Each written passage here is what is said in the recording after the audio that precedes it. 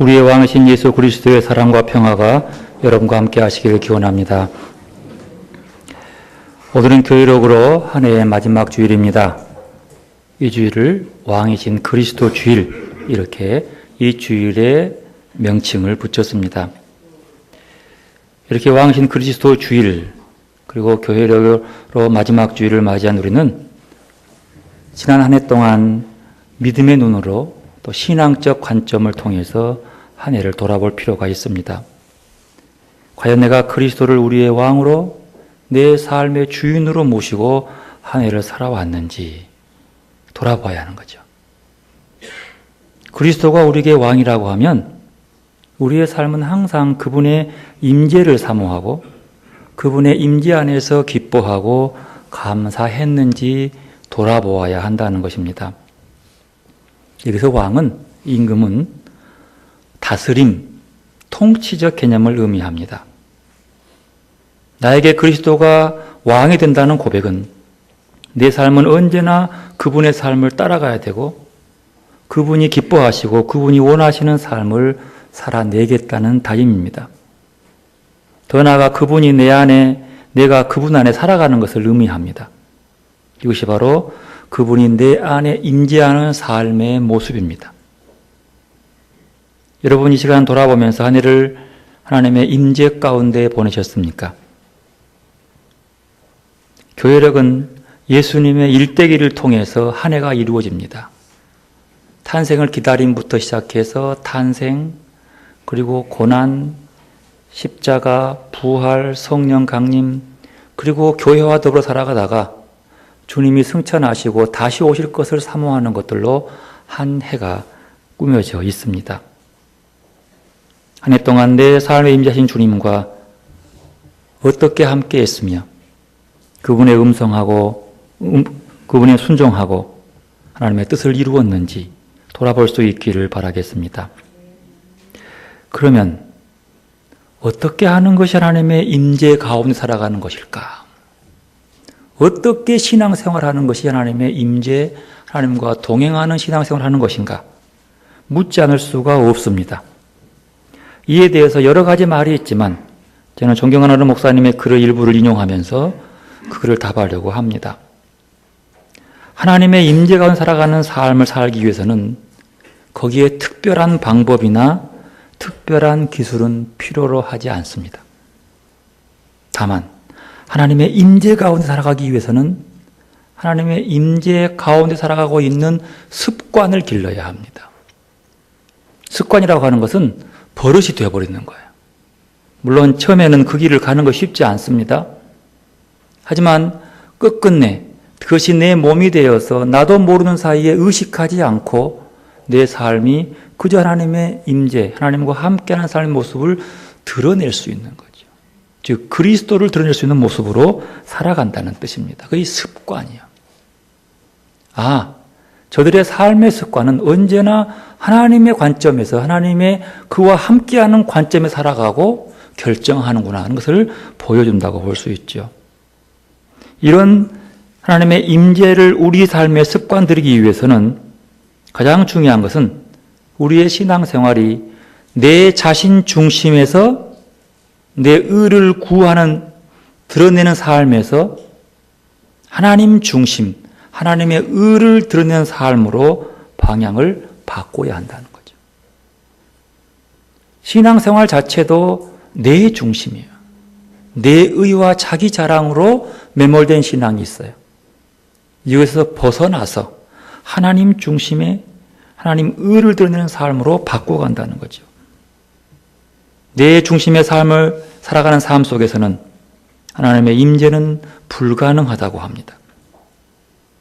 내 자신이 중심이 되어 있을 때 언제나 내 중심의 신앙생활을 하면 하나님을 믿는다고 하면서도 항상 인기를 의식하고 다른 사람과 비교하며 다른 사람에게 잘 보이기 위해서 그 사람에게 집중되어 있거나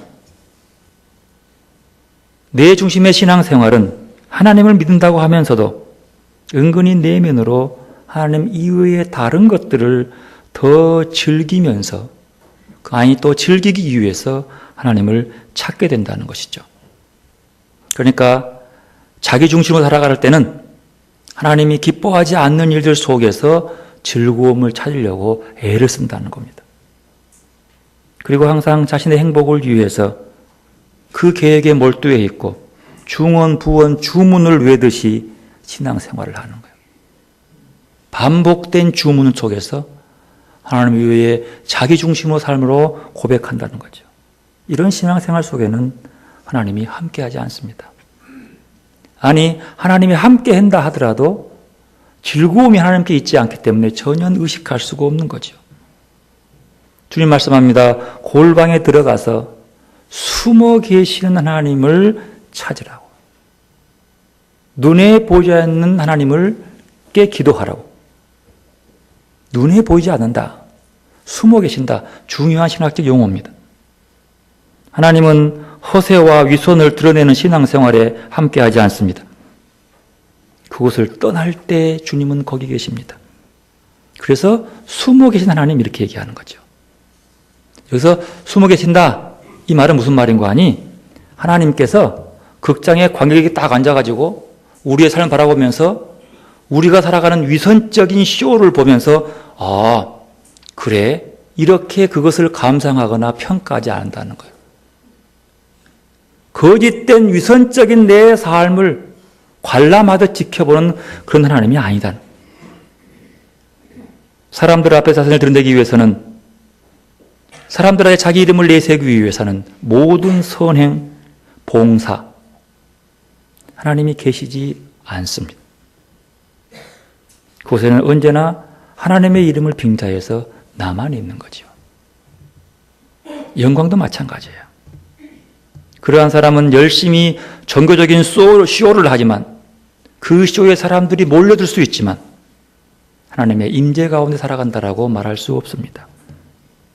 바로 그런 자리에서 떠난 사람들에게 자신의 의를 드러내고자 하는 그 속을 접어버리고 오직 하나님께로만 그 마음을 향하고 하나님의 그 마음을 붙잡기 위해서 나아갈 때 그곳에 하나님의 임재를 경험할 수 있게 되는 겁니다. 우리가 깊이 묵상해서 우리의 마음이 여러 가지 잡념에 빼앗길 때 하나님의 임재를 느끼지 못하다가 온갖 잡념들을 무시하고 상관하지 않고 다 흘러보내고 난 후 내 마음이 좀 시끄럽지 않고 고요해질 때 바로 그곳에 하나님의 임재를 느끼게 됩니다. 자신을 사람들에게 드러내 보이려고 하는 사람은 언제나 군중들 앞에서 연기를 하게 됩니다. 쇼를 하죠. 거기에 결코 하나님이 함께 계시지 않습니다. 나의 즐거움만 있죠. 자기 감정적 도취만 있죠. 하나님의 깊은 임재를 느끼기 위해서는 우리가 좀 더 진솔하고 솔직한 기도를 드려야 합니다. 그리고 모든 일들 가운데서 하나님께 아뢰는 습관을 기르는 거죠. 하나님, 내 여기 있습니다. 내가 죄악된 자리에 있습니다라고 하나님을 느끼면 그곳에서 벗어날 수 있게 되는 거죠. 그래서 우리는 하나님의 임재를 느끼기 위해서 사람들에게 인정받고 칭찬받고 싶은 그 무거운 짓눌린 마음에서 자유할 수 있도록 기도해야 합니다. 착각하지 마십시오. 나를 억누르는 것은 나의 기쁨을 얻기 위한 억누름이 아닙니다. 인정받고 싶어하는 그 마음 짓눌러요. 칭찬받고 싶어하는 내 마음이 나를 꽉 눌러서 하나님의 임재를 피하게 만드는 거죠. 사람들의 컨트롤, 조정을 내가 빠지지 않도록 기도해야 합니다. 나팔 불고 싶은 마음에서 자유하도록 기도해야 합니다. 그리고 우리의 마음이 오직 하나님만 갈망할 수 있도록 사모하며 기도해야 하는 겁니다. 이 모든 것들이 기도예요. 왕이신 그리스도 다스림을 받는 마음, 그 마음을 살아가는 삶을 하나님은 오늘도 기뻐하심을 믿고 왕이신 그리스도의 다스림에 순종하는 여러분들이 되시기를 바랍니다. 오늘 마태복음 25장의 본문은 양과 염소의 비유인데 그 내용은 종말에 있을 심판을 상징하는 비유입니다. 이 비유의 모티브, 그 주제는요, 놀라움이에요. 무슨 놀라움이 들어있습니까? 깜짝 놀라울 일이 있습니다. 그 놀라움 중에 가장 중요한 것은요, 이 놀라움 속에서 그리스도의 마음이 무엇인가를 헤아려 봐야 된다는 거예요. 오늘 말씀을 통해서 그리스도의 마음, 우리의 왕이신, 우리를 지배하시는 그분의 마음이 어떤 마음인지 헤아려 보시기를 바랍니다. 지금 우리 그리스도인들을 보고 계신 주님의 심기는 어떠할까? 그분은 지금 누구에게 가 있는가? 그의 마음은. 그 마음을 깊이 헤아려 보시기를 바랍니다. 그 이유는 딴 데 있지 않습니다. 그리스도의 뜻과 마음을 헤아리지 못하고 내 뜻과 마음 따라 신앙생활을 하게 되면 마태복음 7장 21절 이하의 말씀처럼 너희가 주여 주여 하는 자마다 주여 주여 하고 예배드리는 것마다 그 사람이 천국 가는 게 아니고 나는 그 사람을 도무지 알지 못한다고 얘기하는 거예요. 우리가 신앙생활을 잘하더라도 열심히 하더라도 주님의 마음을 헤아려야 돼요. 자기 도취에 빠는 신앙생활이 아니라 너희들이 주여 주여 하고 내 입으로 귀신 내쫓고 병 고친다고 해서 그게 아니라는 거예요. 자기 이름을 위해서 귀신 쫓고 주의 이름으로 병 고치고 기적을 베푼다고 해서 하나님 백성이 아니라는 거예요. 그러니까 주의 마음을 헤아려야 한다는 거예요. 마태복음 24장 5장에 진행된 예수님의 긴 설교입니다. 그 주제는요, 최후의 심판이 어떤 것인가를 설명하고 있는 거죠. 그리고 이 심판의 가장 절정이 오늘 본문입니다. 특별히 25장의 세 가지의 비유, 열처녀 비유, 달란트 비유, 오늘 본문의 비유, 이 비유의 모든 관심은 이 마지막 절정에 와 있습니다. 예수 믿음의 최고의 목적, 뭡니까? 예수 믿는 최고의 목적이 뭐예요? 뭐지요? 이것도 모르면 안 되는데. 예수 믿는 최고의 목적이 뭐예요? 딱 하나. 천국 가는 거예요. 천국 가는, 이게 최고의 목적. 더 이상 중요한 게 없어요. 천국에서 영원히 사는 거예요. 영생이 최고의 목적이에요. 이 영생에 들어가기 위해서는 예수님이 많은 말씀을 했는데 마지막 결론이 오늘 본문이에요. 영생에 들어가는 자의 모습. 즉 말하면 창세로부터 우리를 위해서 예비된 그 나라를 상속받는 것. 이것이 믿는 자가 가야 할 최고의 목적인 거예요. 오늘 마태복음 저자가 이 말씀을 이 설교의 맨 뒤에 둔 것은 그래서 굉장히 뜻깊은 일이라고 저는 봅니다. 여러분, 이 비유에서는 여러 가지 점에서 우리를 놀라게 하는데요. 아까 그 놀라운 모티브 속에서 이 놀라움이 뭐냐면요. 예수님께서 당신 자신을 줄인 자, 헐벗는 자, 목마른 자, 나그네, 병든 자, 옥에 갇힌 자와 동일시했다는 거예요. 어떻게 왕이 이런 지극히 작은 자와 같을 수 있겠어요? 더 나아가 놀라운 것은 바로 우리의 임금 되신 그 인자가 이들을 내 형제라고 얘기한다는 사실. 여러분, 예수님의 관심은 영적인 것에만 국한되지 않고 있다는 것을 보여주는 겁니다. 실제로 예수님은 살아생전 늘 그렇게 낮고 천대받는 자들을 더 많이 찾으셨고 그들을 돕는 데서 앞장섰었습니다. 이렇게 작은 자들에게 한 일이 곧 인자에게 한 일이고 이렇게 작은 자들에게 하지 않는 것이 인자에게 하지 않는 것이라고 예수님은 말씀하고 있는 거죠. 그러면 여기서 인자는 누굽니까? 이건 분명하게 해야 됩니다. 예수님 당시에 인자라고 하는 개념은 유대 묵시적인 용어로 세상의 마지막 날 우리에게 오실 심판자, 그를 인자 그렇게 얘기했어요. 유대 묵시적인 용어입니다. 유대 묵시 용어의 가장 근간이 되는 것이 다니엘서예요. 거기에 인자란 말이 나오거든요. 그래서 그 묵시서의 가장 중요한 주인공이 인자예요.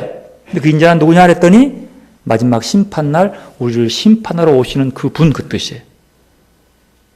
그래서 그 마지막 심판자로 오실 그분이 바로 인자인데 그분을 오늘 본문 누구라고 그래요? 예수님이라고 얘기하는 거죠. 본인이라는 거죠. 바로 그 인자가 영광의 보좌에 앉아서 모든 민족들을 당신 앞에서 불러놓고 어떤 사람은 왼쪽에 어떤 사람은 오른쪽에 왼쪽은 누구요? 염소와 같은 사람들. 오른쪽은 누구요? 양 같은 사람들. 여러분 왜 하필이면 이렇게 두 부를 딱 나누면서 양과 염소로 나눴을까요? 양이 염소보다 같이 있어 그렇습니까? 아니면 양의 몸은 하얀색이라 이쁘잖아요. 염소는 칙칙하게 이상하게 생겨가지고 좀 이렇게 좀 그래서 그럴까요? 아니면 양의 성격은 온순하고 순하지만 염소의 성격은 참 괴팍하고 못돼서 그렇게 구분한 것일까요? 그 이유는 정확히 알 수 없습니다. 그러나 분명한 게 한 가지 있어요. 심판은 명확하다는 거예요. 즉 심판 때는 제3지대가 없어요. 중간지대가 없어요. 양과 염소를 상징하는 것처럼 오로지 옳고 그름만 딱 있는 것이지 그 중간지대는 없어요. 어중간한 게 없다는 것이죠. 즉 기름 있는 처녀와 없는 처녀가 구분되듯 달란트를 가지고 착하고 충성된 종이든 아니면 게으른 종이든 둘 중에 하나지 그 속에 중간은 없다는 거지. 지금까지 살아온 우리가 우리의 삶의 과정 속에서 양으로 살아왔는지 아니면 염소처럼 살아왔는지 이렇게 명확하게 나눌 수밖에 없지 어중간한 것은 없다는 사실입니다. 그러면 오늘 본문에 이 둘을 분명히 나눠주는데 양과 염소로 나누는 기준이 무엇일까요? 마지막 결론의 말씀드리겠습니다. 제일 중요해요. 우리가 천국 가기 전에 심판받을 때에 양과 염소의 무리인데 물어볼게요. 여러분은 양의 무리가 되고 싶어요? 염소가 되고 싶어요? 이건 둘 중에 하나예요. 염소가 되고 싶으면 절대로 안 돼. 왜냐하면 중간이 없어요. 한 번 가면 끝나는 거예요. 판단할 때 언제나 염소가 되고 싶으면 안 되고 양이 되고 싶어야 하는 거예요. 그러면 이 양과 염소를 구분하는 것은 내 선택에 있는 것이 아니라 누가요? 심판자가 정리한다는 거예요. 그러면 정리할 때 어떻게 정리하나 그 기준을 말씀해 주고 있어요. 마태복음 25장 34에 36절 함께 읽어보십시다.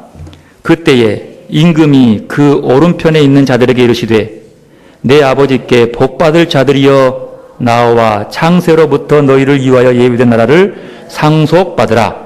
내가 줄일 때에 너희가 먹을 것을 주었고 목마를 때에 마시게 하였고 나그네 되었을 때에 영접하였고 홀벗었을 때에 옷을 입혔고 병들었을 때에 돌보았고 옥에 갇혔을 때에 와서 보았느니라. 이렇게 말씀합니다. 오른편에 있는 자들이 의인으로 분류되어 있는데 그 이유가 무엇이에요? 임금님이 어려움에 처해 있을 때에 그들을 도왔다고 하는 거예요. 즉 말하면 임금님이 줄일 때에 먹을 걸 주었고 임금이 목마를 때에 마실 걸 주었고 임금이 나그네 되었을 때에 영접해 주었고 임금이 홀벗을 때에 옷을 입혀 주었고 임금이 병들거나 옥에 갇혔을 때에 그를 돌보아 주었다고 하는 얘기예요. 그런데 이건 조금 이게 이해가 안 되는 것이 임금이 굶주릴 수 있겠어요? 임금님이 헐벗은 임금님 봤어요? 당나귀 귀는 있어도요. 임금님이 헐벗은 사람이 없어요. 근데 어떻게 임금님이 헐벗을 수 있냐고 하는 거예요. 이게 좀처럼 우리가 이해할 수 없는 부분이죠. 근데 더 놀라운 것은요. 이렇게 임금님을 잘 대접한 사람들의 반응이 더 기가 막힙니다. 이 37절부터 읽어봅시다. 39절까지 읽어봅시다. 이에 의인들이 대답하여 이르되 주여 우리가 어느 때에 주께 주신 것을 보고 음식을 대접하였으며 목마르신 것을 보고 마시게 하였나이까? 어느 때에 나그네 되신 것을 보고 영접하였으며 헐벗으신 것을 보고 옷 입혔나이까? 어느 때에 병드신 것이나 옥에 갇힌 것을 보고 가서 배웠나이까? 하리니. 이게 뭐예요? 뭘로 따는 거예요? 임금이 오는데 누가 대접하지 않겠습니까? 하건대 이 사람들은 몰랐다네요. 아니, 내가 한 것이 없는데 나보고 그렇게 말합니까? 물어보는 거죠. 더 놀라운 것은 이렇게 말합니다. 40절에 보면 내가 진실로 너에게 이르노니 너희가 여기 내 형제 중에 지극히 작은 자 하나에게 한 것이 곧 내게 한 것이라. 깜짝 놀라운 일인 거죠. 뭐예요? 네가 나 안 봤지? 하지만 지극히 작은 그에게 한 것이 곧 내게 한 것이야, 이 말이죠. 당시 유대인들이 흔하게 거절하고 아무렇지도 않게 무시하고 욕보였던 사람들을 가리켜서 저들이 곧 나다, 이렇게 말씀합니다. 그런데 너희가 바로 나 같은 저에게 먹을 것, 마실 것 주었고 옷 입혀 주었고 돌봐 주었다 얘기죠. 일상 중에 만난 누군가에게 애틋한 마음 때문에 그들을 먹여주고 마시게 하고 돌보아 주었더니 주님께서 그 자체를 당신을 돌보신 것으로 받아들이면서 그렇게 고마워하고 있는 거예요. 그래, 너희들이 참 고맙다. 그들을 돌보는 것이 나를 돌본 것이요. 바꿔 말하면 내가 돌볼 건 네가 돌보니까 나를 돌본 것이야, 이렇게 얘기하는 놀라운 사건입니다. 여러분, 예수님이 우리에게 고마움을 느끼게 할 것이 무엇이 있습니까? 돌아보십시오. 이 정도는 주님이 나에게 고마움을 느끼겠지. 분명히 얘기합니다. 하나님께서, 즉 예수님이 그 하는 행동을 보고 고마움을 느끼는 그에게 고맙다. 네가 곧 나를 이렇게 영접했구나. 말합니다. 복받을 자들아. 창세부터 예비하는 그 나라를 상속받아라. 라고 얘기하고 있는 거죠. 여러분, 삶은 끊임없는 선택이라고 합니다. 선택은요, 또 다른 가능성을 포기하는 데서 나오는 게 선택입니다. 신중해야 돼요. 하나를 선택하면 또 다른 가능성을 포기해야 돼요. 하나님만 선택하면 또 다른 재밌는 즐거움들을 포기해야 돼요. 그래 선택은 놀라운 거죠. 그리스도인들은 삶의 순간순간마다 매일이 아니라 순간순간마다 선택해야 합니다. 예수님이라면 어떻게 하실 것인고? 예수님은 지금 이 순간에 어떻게 반응할 것인고? 이 물음이 내 안에서 끊임없이 않고 이어질 때 우리는 절대로 무정할 수 없다는 사실이죠. 주님이 이 광경을 보고 어떻게 할꼬? 그리고 그 마음을 조금이라도 알아챈다면 무정한 사람이 될 수 없다는 사실입니다. 그런데 왼편에 있는 자들에게도 주님은 또 다른 얘기를 합니다. 41절부터 43절. 또 왼편에 있는 자들에게 이르시되 저주를 받을 자들아 나를 떠나 마귀와 그 사자들을 위하여 예비된 영원한 불에 들어가라. 내가 줄일 때 너희가 먹을 것을 주지 아니하였고 목마를 때에 마시게 하지 아니하였고 나그네 되었을 때에 영접하지 아니하였고 헐벗었을 때와 옷 입히지 아니하였고 병들었을 때와 오게 하셨을 때에도 돌보지 아니하였느니라. 이렇게 말씀합니다. 기막힌 노릇이죠. 그걸 또 말합니다. 아니 언제 주님이 나한테 왔냐고, 언제 당신이 나한테 왔냐고. 44절. 그 대답하여 이르되 주여 우리가 어느 때에 주께 주신 것이나 목마른 것이나 나그네 되신 것이나 헐벗으신 것이나 병드신 것이나 옥에 갇히신 것을 보고 공양하지 아니하더이까. 그런 적이 없거든요. 이런 사람은 많이 봤지만 임금이 이런 처지에 있는 것을 한 번도 보지 못했거든요. 근데 주님은 그들의 그 질문에 대해서 더 놀라운 말씀을 하십니다. 45절. 지극히 작은 자 하나에게 하지 아니한 것이 곧 내게 하지 아니한 것이니라. 여러분, 이 유대교 상황에서 이 얘기는요 상당히 문제가 있는 겁니다. 왜냐하면 당시 유대교들은요 하나님의 이름으로 사람과 사람들 사이에 차별을 만들었거든요. 유대인과 이방인, 죄인과 의인, 건강한 사람과 병든 자, 부유한 사람과 가난한 자, 이것을 언제나 구분지어서 그들은 가난한 자도 하나님께서 그만하기 때문에 그만큼 주었고, 부자도 그만큼 잘했기 때문에 주었고, 누구 집 자식은 10명, 누구 집 자식은 3명, 그러면 하나님이 복을 주어서 하나님 뜻대로 10명을 주었고, 자식이 자니까 너는 좀 적게 받았고. 여러분, 유대인들은 지금도 변함없이 자식의 많음을 가장 큰 축복으로 여깁니다. 자식이 많아. 자식 수가 적으면 이게 축복이 적다고 믿는 거예요. 그래서 지금도 유대인들 중에는 제가 놀랐어요. 가보니까 12도 있더라고요. 12이 있어요. 그 남편은 언제나 경건해서 날마다 예루살렘 성전, 성벽 가서 막 기도하고 말씀 보고, 부인은 그 12얘를 키우면서 벌어먹이느라고 죽도록 고생하고. 현실이 그래요.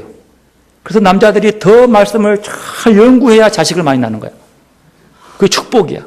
그리고 최고의 복을 여기면서 살아가는 모습. 여러분, 웃을 일이 아니고요. 이것이 그들의 삶의 모습이었어요. 지금까지. 그런데 예수님 앞에서는 이게 안 통하는 거예요. 여러분, 신앙 깊은 사람이 신앙 좀 작은 사람을 차별합니다. 왜? 하나님의 뜻으로 보는 거예요. 우리에게도 이런 가벼운 신앙들이 많이 있습니다. 될 대로 되라. 운명론적 신앙. 열심히 하다가 안 되면 하나님 뜻이지 뭐. 내 욕심을 부려가지고 온갖 수단과 방법을 다 가려가지고 딱 성취한 다음에 말이요. 하나님 뜻이지 뭐. 내가 죄를 지었으면 하나님 이렇게 복을 주겠어? 이렇게 얘기하는 거예요. 하다가 안 돼도 하나님 뜻 포기하면서도 실은 하나님 뜻인지도 모르면서 하는 행동들이죠. 예수님 시대의 서기관과 제사장들은 율법을 구실로 많은 사람들에게 죄인의 덫을 씌웠습니다. 그리고 스스로 자기가 의인이라고 인정했습니다. 예수님과 그들의 생각은 달라도 너무너무 달랐다는 사실이죠. 왜요? 예수님은 그들이 율법을 가지고 하나님의 이름으로 차별한 사람들의 편이 되어줬기 때문입니다.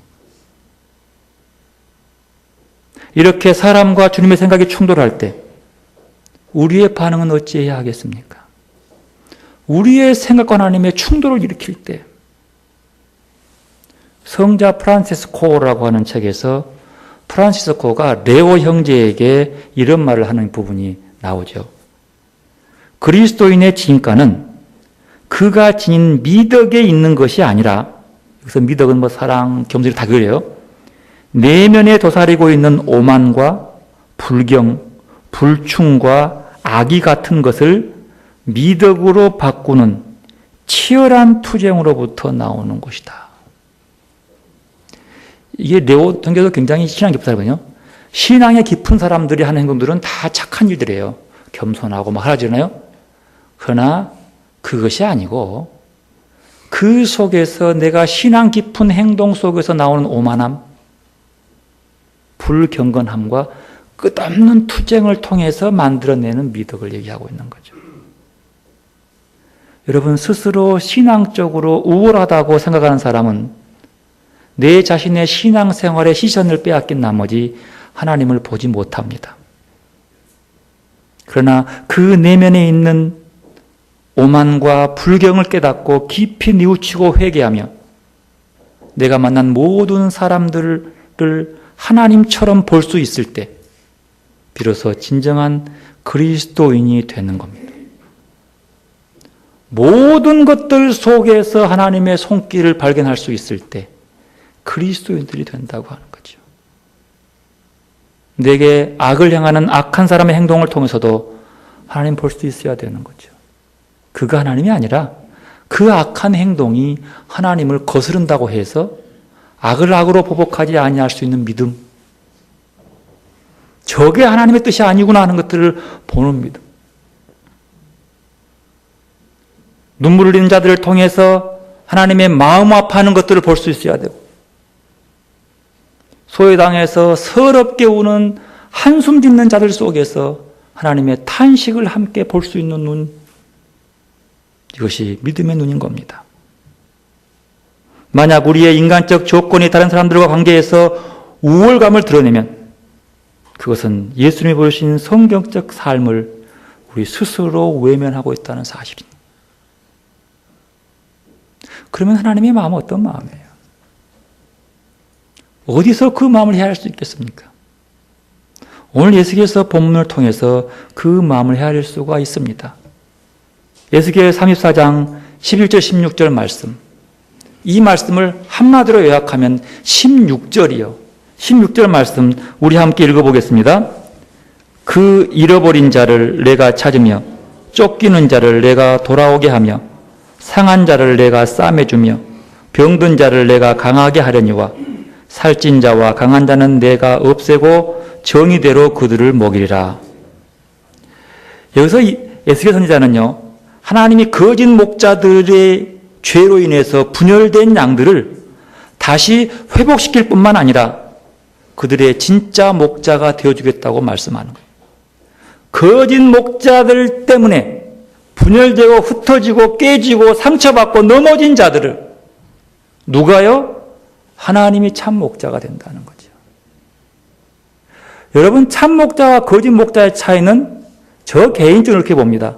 그 사람 자체가 참 목자가 아니라 참 목자는 하나님의 양들을 하나님께로 잘 인도하는 것이라고. 거짓 목자는 누구냐라면 하나님께로 인도해야 할 하나님의 양들을 지가 목자가 되려고 하는 사람은 그 순간부터 거기는 거짓 목자가 되는 거예요. 그러면 언제나 깨지고 갈라지는 것밖에 없는 것이죠. 행여 먹구름이 덮쳐서 흐리고 캄캄한 날일지라도 흩어진 곳에서 찾아오겠다고 하는 거예요. 왜? 하나님이 참 목자가 되시기 때문에. 어디로? 참 목자 않도록. 그러면 거짓 목자는 어떤 자들인가 보시겠습니까? 에스겔 34장 4절 말씀 함께 읽어보십시다. 너희가 그 연약한 자를 강하게 아니하며 병든 자를 고치지 아니하며 상한 자를 싸매주지 아니하며 쫓기는 자를 돌아오게 하지 아니하며 잃어버린 자를 찾지 아니하고 다만 포악으로 그들을 다스렸도다. 5절 목자가 없으므로 그것들이 흩어지고 흩어져서 모든 들짐승의 밥이 되었도다. 참 목자가 중심에 서지 아니하고 거짓것이 서가지고 목자라고 외치니까 참 목자를 찾는 자들이 흩어져 버리는 거죠. 왜? 칼피를 못 잡아. 뭐가 돼요? 들짐승의 밥이 돼버려요. 교회가 하나님을 주인으로 하지 않고 사람을 주인으로 행세하는 곳에서는 흩어져서 그래서 그때는 뭐가 많이 생겨요? 이단이 많이 생겨요. 왜? 그들의 밥이 돼버리는 거예요. 이게 예34장은요 1절부터 10절까지는 거짓 얘기도 나와요. 그리고 이게 아니고 참목자 얘기가 나오는 거죠. 그러나 이렇게 참목자이신 주님의 약속에도 예외가 있습니다. 잃어버린 자를 찾고 쫓기는 자를 돌아오게 하고 상한 자를 싸매주고 병든 자를 강하게 하겠지만 참목자가 주님이 그러나 살찐 자와 강한 자는 없애버리고 정의대로 그들을 판단하겠다고 하는 거죠. 여기서 살찐 자와 강한 자는 누굽니까? 마태복음에 나오는 염소와 같은 자들이에요. 즉 그 내면 속에 오만과 불경과 악의로 가득 차 있는 사람요. 겉모습이 아니라 그 내면 속에 오만으로 가득 차 있는 사람. 결국 하나님의 마음과 내 마음이 마지막 심판을 판단하는 결정이 되는 거죠. 하나님 마음과 다른 마음, 결국 심판이 나오는 거예요. 목자의 마음과 다른 마음, 심판이 오는 거예요. 결국 우리를 바라보시는 예수님의 기쁨이 무엇입니까? 기름을 준비하고 등불을 밝히고 신랑을 기다리는 다섯 처녀처럼 항상 주님을 향한 마음을 열어놓고 살아가는 신실한 믿음을 주님은 기뻐하십니다. 5달란트 받은 사람이 5개를 남기고 2달란트 받은 사람이 2달란트를 남긴 다음에 착하고 충성된 종이 되어서 바로 그들처럼 하나님이 허락하신 재능과 달란트를 사명으로 받는 착한 믿음이 주님의 기쁨이 됩니다. 그리고 내가 만나는 모든 사람을 예수님을 맞이하듯이 사랑으로 영접하는 겸손한 믿음이 주님을 기쁘시게 합니다. 사람이 태어나 한평생을 살다가 죽으면 땅에 묻히는 것, 한 줌의 재로 변하는 것은 누구나 동일합니다. 부자라고 화장하면 그 뼈가루가 뭐 튼튼하겠습니까? 똑같습니다. 죽음 앞에서는 누구도 차별이 없어요. 숨 넘어갈 때 부자는 다르게 넘어갑니까? 똑같이 꼴깍 하면 끝나는 거예요. 숨 쉰다고 뭐 부자는 다르게 쉽니까? 똑같아요. 죽음 앞에 똑같아요. 육체는 차별이 없습니다. 이게 평등이요. 그런데 여러분 착각하지 마십시오. 죽음 이후에 육체를 벗는 삶에는 엄격한 차별이 있습니다. 이것은 하나님이 하는 차별이에요. 껍데기를 벗고 나면 영혼의 차별. 25장에 그것만 마태복음 기름을 준비한 신실한 삶을 살았느냐, 요게 차별의 기준이 돼요. 달란트를 들고 착하고 충성된 종으로서의 삶을 살았느냐, 이게 기준이 되는 거예요. 사람을 차별하지 않고 섬기는 삶을 살았느냐, 겸손한 삶을 살았느냐, 이것으로 차별받게 된다는 것이 성경적 진리요. 지금 우리가 여러 가지 조건 때문에 살아생전 여러 가지로 차별받고 무시당하고 소외당하고 있지만, 병든 것 때문에도 소외당하고 있지만, 그러나 우리가 주님을 붙잡으면 죽음 이후의 삶 속에서는 이 차별이 뒤바뀐다는 거예요. 차별이 뒤바뀐다는 거예요. 그래서 강하고 살찐 자들을 하나님께서 없애버리겠다는 거예요. 짓눌렸으면 당한다는 뜻이죠.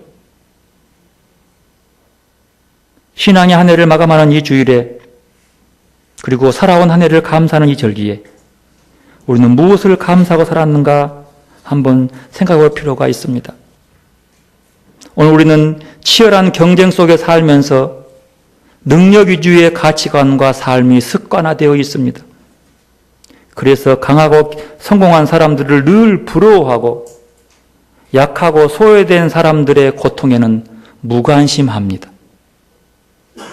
이런 세태의 모습 속에서 에스겔 선지자는 이렇게 말합니다. 내가 살찐 양과 파리한 양 사이에서 심판하리라. 너희가 옆구리와 어깨로 밀어뜨리고 모든 병든 자를 뿔로 받아 무리를 밖으로 흩어지게 하는도다. 하나님 말씀입니다. 주님은 살찐 양만 심판할 뿐만 아니라 목자에게도 경고합니다. 34장 8절. 내 양떼가 노략거리가 되고 모든 들짐승의 밥이 된 것은 목자가 없기 때문이라. 내 목자들이 내 양을 찾지 아니하고 자기만 먹이고 내 양떼를 먹이지 아니하였도다. 그래서 하나님은 그 아들을 보내시고 성령을 모든 육체에 부어주셔서 내가 친히 내 양의 목자가 되어 그들을 누워있게 하리라고 15절 말씀하고 있습니다. 내가 친히 목자가 되어줄게. 여러분, 교회가 세속화되면 영혼의 갈급함을 느끼는 사람들이 늘어나고요. 갖가지 이단들이 속출합니다. 종교개혁 500주년을 맞이해서 우리가 먼저 변해야 함을 깊이 느낍니다. 톨스토이의 말처럼 우리는 세상이 변해야 하고 사람들이 변해야 하는 것을 알지만 자기 자신이 먼저 변해야 하는 것은 잘 모른다. 우리 시간 돌아보시기 바랍니다. 우리도 이런 모습은 아닌지. 세상이 변하고 남이 변하기를 간절히 바라지만 내가 변해야 할 것이 무엇인지를 모른다는 것, 하나님 앞에서는 불행할 수밖에 없는 거죠. 우리는 지금 누구를 왕으로 모시고 삽니까? 여기서 왕이라고 하는 것은 우리의 삶에 직접적인 영향력을 주는 것이 무엇이냐는 것입니다. 어떤 삶의 기준과 삶의 방향이 우리를 움직이게 하고 있습니까? 교회랑 마지막 주일에 지금도 지극히 작고 천한 모습으로 우리 곁에 와 계시는 만왕의 왕이신 그리스도를 영접하는 여러분들이 되기를 소원합니다. 그리고 그 다스림에 순종함으로 주님의 기쁨이 되는 성도들이 되시기를 바랍니다. 우리의 왕이신 그리스도를 깊이 묵상하는 시간들 되시기 바랍니다. 기도로 나가십시다. 내가 정말로 만나는 삶 속에서 겉모습을 판단하는지 아니면 그 속에서 하나님을 함께 보고 있는지 묵상한 시간 되시기 바랍니다. 기도로 나가십시다.